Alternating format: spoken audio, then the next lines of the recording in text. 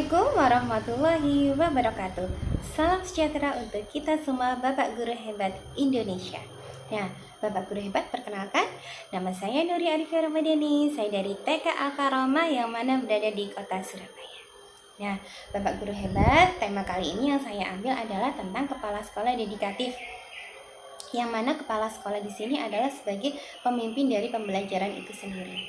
Peranan kepala sekolah sangat penting dalam meningkatkan mutu ekosistem yang ada di satuan lembaga pendidikan. Gebrakan kepala sekolah sangat penting sekali untuk demi tersuksesnya mendukung kegiatan-kegiatan yang ada di satuan lembaga tersebut. Selayaknya saya sebagai kepala sekolah, sebagai pemimpin dari pembelajaran itu sendiri, saya melaksanakan yang namanya kegiatan komunitas pembelajaran di satuan lembaga kami. Setelah kami terpanggil sebagai pelaksana program sekolah penggerak angkatan ketiga kota Surabaya, kami melaksanakan yang namanya IHT in-house training yang kami laksanakan di satuan lembaga pendidikan kami. Dari kegiatan IHT tersebut, kami akhirnya membentuklah suatu komunitas, yaitu komunitas pembelajaran yang mana terdiri dari kepala sekolah dan guru-guru pembelajaran yang ada di dalamnya. Nah, tujuan kami daripada membentuknya komunitas tersebut adalah untuk meningkatkan mutu pembelajaran peserta didik kami dan juga untuk melihat serta mengukur keberhasilan dari peserta didik kami. Arahnya adalah seperti kemana tujuan yang harus ingin kami capai dan tujuan apa yang ingin kami inginkan dari situ. Nah, Bapak Guru Hebat semuanya, dari kegiatan itu kami laksanakan yaitu setiap hari Sabtu, setiap 1 minggu sekali. Dari setiap program-program yang sudah kami susun yang ada di dalam satuan kami, akhirnya kita merapatkannya dengan komite perwakilan dari wali murid kami. Nah, peranan komite, wali murid serta ormas itu sangat penting sekali peranannya. 80% kegiatan yang ada di lembaga kami yaitu didukung oleh atas kerjasama dari komite dan wali murid itu sendiri. Seperti halnya kegiatan pembelajaran lokal, kemudian pembelajaran volunteer kewirausahaan yang melibatkan wali murid ataupun pengusaha-pengusaha, itu kami juga berkolaborasi dengan wali murid dan komite kami. Nah, selain itu, untuk mensukseskan program-program sekolah kami juga melaksanakan kerjasama dengan pihak luar. Dari pihak luar tersebut, contohnya ada dari Universitas Muhammadiyah Surabaya, kemudian juga ada dari Universitas 17 Agustus Surabaya, dan juga dari Universitas Unusa Surabaya. Nah, dari kegiatan-kegiatan tersebut akhirnya tersukseslah dan terlaksananya lah kegiatan yang ada di satuan lembaga kami. Dengan adanya kegiatan tersebut akhirnya meningkatkan kapasitas mutu pembelajaran yang ada di satuan kami. Dengan adanya seperti itu akhirnya alhamdulillah lembaga kami memiliki murid yang dikatakan cukup untuk tingkat taman kanak-kanak. Nah, karena dengan adanya beberapa gebrakan-gebrakan baru serta banyaknya kegiatan-kegiatan yang mengeksplor kegiatan anak-anak yang ada di luar kelas maupun yang ada di luar sekolah. Karena apapun yang kami laksanakan, yaitu arah tujuannya adalah pendidikan ataupun pembelajaran yang berdiferensiasi, yang mana pusatnya kepada peserta didik. Dan kami melaksanakannya secara real. Jadi apapun yang ada di dalam topik pembelajaran itu, kita laksanakan dan kita praktekkan langsung dengan anak-anak. Gitu. Nah, selanjutnya kita juga mengadakan kunjungan di luar juga. Arahnya yaitu untuk meningkatkan mutu pembelajaran kami juga, supaya anak-anak juga mengetahui serta anak-anak juga dapat berkomunikasi dengan orang lain, tidak hanya orang yang ada di sekitar rumah maupun orang yang ada di sekitar sekolah, tapi mereka juga bisa berkomunikasi dengan orang yang di luar sana. Nah, arahnya adalah tujuannya adalah supaya anak-anak kemampuan komunikasinya itu baik untuk kedepannya dan juga mereka juga dapat berinteraksi dengan orang luar sana.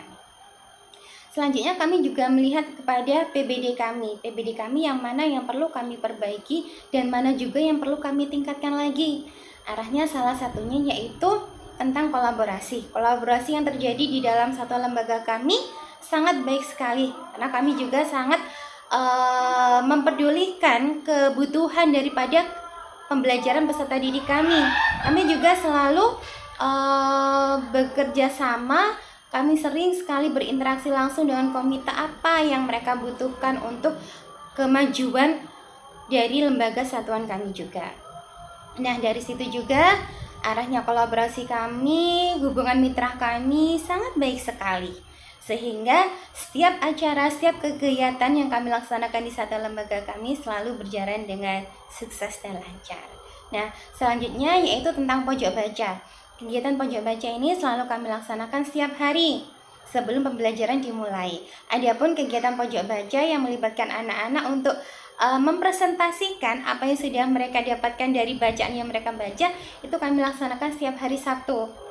Jadi di dalam setiap kelas itu kami sediakan yang namanya pojok baca untuk anak-anak. Jadi setiap anak-anak mau istirahat ataupun anak-anak sudah selesai kegiatan, mereka selalu melaksanakan yang namanya pojok baca tersebut. Sehingga hal ini meningkatkan ekosistem mutu pembelajaran membaca literasi anak-anak sangat baik dan membuat anak untuk ke tingkat selanjutnya itu lebih baik lagi. Kemudian yang selanjutnya yaitu tentang peningkatan kompetensi guru.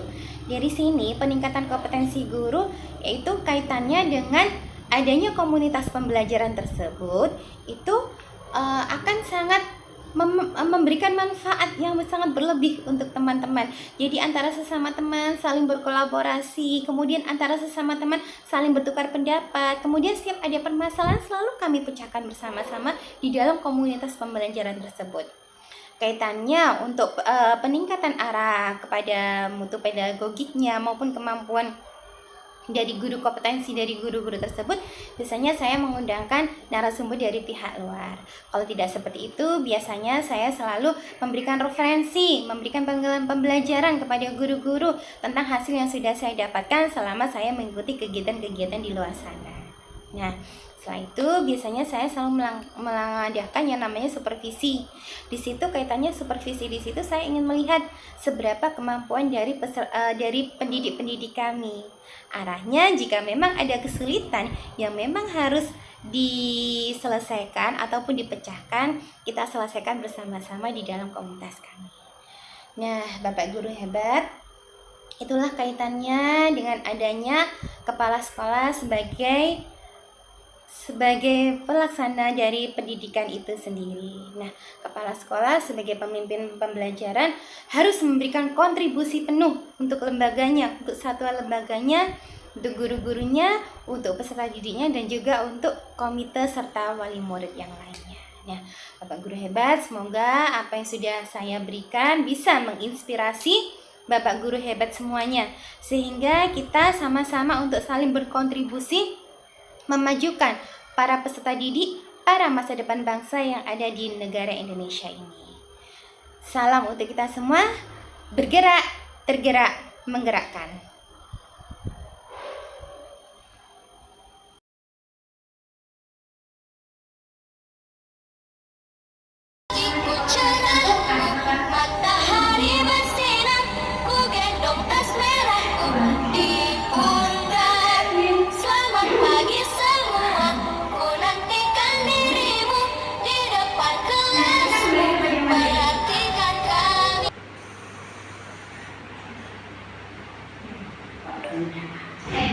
Kita kembali kepada materi kita tentang perencanaan pembelajaran. Tentu hal ini sangat tidak asing sekali bagi ibu-ibu. Apa yang dimaksud dengan perencanaan pembelajaran? Nah, di sini sudah saya definisikan tentang pengertian perencanaan pembelajaran. Apa sih yang dimaksud itu? Nah, ternyata itu adalah suatu bentuk rancangan stimulasi yang akan diberikan kepada peserta didik. Sampai sini kita pahami dulu. Yaitu bentuk rancangan stimulasi yang akan diberikan kepada peserta didik dalam rangkaian materi dengan penerapan metode pemilihan media dan langkah-langkah pembelajaran sampai penilaian secara jelas dan mudah dimengerti. Ya, sampai di sini ya kita pahami bentuk rancangan. Hubungannya dengan perencanaan berarti adalah rancangan. Lihat ya. Next, selanjutnya. Nah, ada 3 komponen dalam perencanaan pembelajaran. Sebelum kita membagi itu, ada 3 yang harus kita perhatikan. Yang pertama yaitu adalah tujuan pembelajaran, kemudian langkah-langkah kegiatan, selanjutnya yaitu asesmen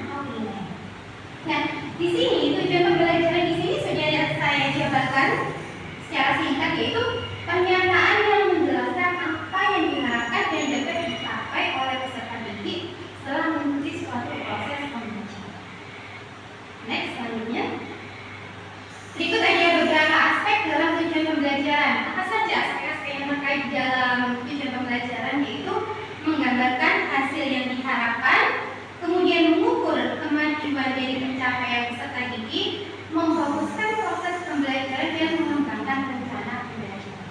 Nah, ada 3 hal penting yang harus diperhatikan dalam menentukan tujuan pembelajaran, yaitu yang pertama adalah ranah kognitif, yang kedua adalah ranah afektif, dan yang ketiga adalah ranah psikomotorik. Nah, ranah kognitif yaitu hubungannya adalah dengan kemampuan intelektual anak, itu kemampuan dia berpikir maupun beranalitis, itu masuk di kognitif.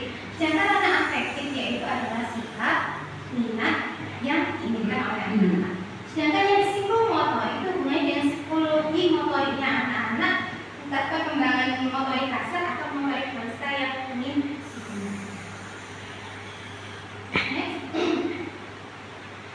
Nah, apa saja langkah-langkah kegiatan? Nah, ini adalah suatu hal penting yang harus kita perhatikan dalam menyusun langkah-langkah kegiatan belajar. Tadi yang pertama coba saya ulang lagi ya. Apa saja yang harus kita tentukan untuk perencanaan? Yang pertama, tujuan pembelajaran, kemudian langkah-langkah kegiatan, yang selanjutnya yaitu hasil. Nah, kita masuk ke pada poin yang kedua, yaitu langkah-langkah kegiatan. Sebelum saya melangkah ke langkah-langkah kegiatan, adakah yang perlu ditanyakan dari tujuan pembelajaran itu tadi? Silakan jadi Bapak Ibu. Belum? Next, lanjut. Oke, kita baca-baca ya. Selanjutnya itu langkah-langkah kegiatan. Nah, langkah-langkah kegiatan di sini itu saya ambil 10 poin yang harus kita perhatikan. Yang pertama yaitu analisis kebutuhan pembelajaran. Nanti kita kupas satu-satu, oke? Yang kedua, penetapan tujuan pembelajaran. Yang ketiga, penyusunan rencana pembelajaran. Yang keempat, pemilihan materi pembelajaran. Yang kelima, pemilihan metode pembelajaran. Yang keenam, pemilihan media dan sumber belajar. Yang ketujuh, penentuan kegiatan pembelajaran. Kedelapan, penyusunan instrumen penilaian. Yang kesembilan, pelaksanaan pembelajaran. 10, evaluasi pembelajaran. Kita bahas yang pertama, analisis kebutuhan belajar, kebutuhan pembelajaran. Saya ingin bertanya kepada Bapak Ibu di sini, apakah sebelum panjenengan semua mengajar, apakah panjenengan sudah menganalisis kebutuhan belajar peserta didik panjenengan semua?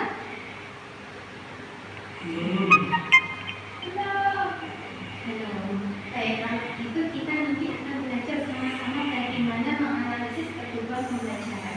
Kemarin saya sempat juga memberikan tulis waktu kita di Zoom kemarin di sekolah penggerak waktu BMU itu, sebelum kita memulai pembelajaran baru, karena ini sebentar lagi akan mau ajaran baru, kita analisis dulu pembelajaran. Itu bisa melalui wawancara. Juga itu masuk salah satu untuk menganalisisnya. Kemudian kita tentukan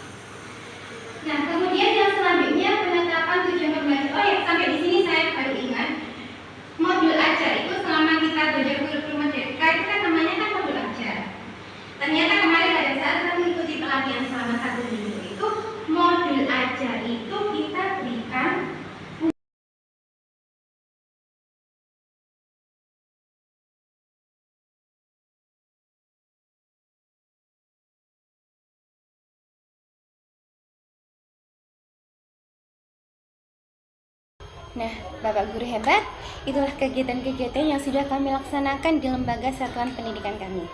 Semoga apa yang dapat kami lakukan dapat menginspirasi semua Bapak Guru hebat lainnya. Nah, Bapak Guru hebat yang sudah kami lakukan pada satuan lembaga kami kepada peserta didik kami adalah untuk menanamkan fondasi yang kuat bagi mereka menghadapi tantangan di masa yang akan datang. Semoga apa yang sudah kami lakukan dapat menginspirasi kegiatan pembelajaran Bapak Ibu semuanya.